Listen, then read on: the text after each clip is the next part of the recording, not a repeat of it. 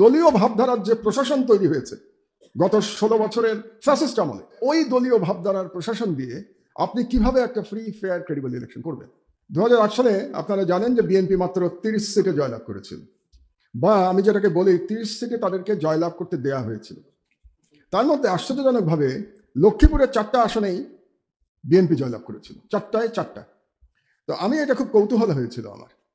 তো একজন সাংবাদিক হিসেবে পলিটিক্যাল অ্যানালিস্ট লেখালেখি করি, এটার জন্য আমি জানবার চেষ্টা করেছিলাম যে লক্ষ্মীপুরে কি এমন ঘটনা ঘটেছিল যাতে 4 সিটে বিএনপি জিতল। তো সেখানকার একজন এমপি, ইচ্ছে করে নাম বলছি না কারণ তার সমস্যা হতে পারে, তার সাথে আমি একদিন দীর্ঘ আলোচনা করলাম এবং শুনলাম যে নির্বাচনের সপ্তাহখানেক আগে পর্যন্ত সেখানে যে সেনাবাহিনীর দায়িত্বে ছিল সেই সময় একজন ব্রিগেডিয়ার সাহেব সম্ভবত ছিলেন, তিনি সমস্ত বিএনপি পন্থী চেয়ারম্যানদের অ্যারেস্ট করার নির্দেশ দিয়েছিলেন এবং বেশ কিছু অ্যারেস্ট হয়েছিলেন এবং বাকিরা পালিয়ে গেছিলেন। তো তখন এমপি সাহেবরা, মানে যারা নির্বাচন করছিলেন বিএনপির, তারা বুঝতে পারলেন যে এই অবস্থায় নির্বাচন করলে তাদের ভরাডুবি হবে, কারণ ভোটাররা পালিয়ে থাকবেন এবং যারা পোলিং এজেন্ট তাদেরকে পাওয়া যাবে না। সৌভাগ্যবশত একজন এমপির জিওসি যিনি ছিলেন, একজন জিওসির সাথে তার কোনো একটা পারিবারিক সম্পর্ক ছিল।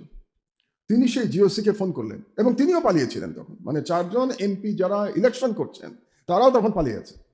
তো সেই ভদ্রলোক ফোন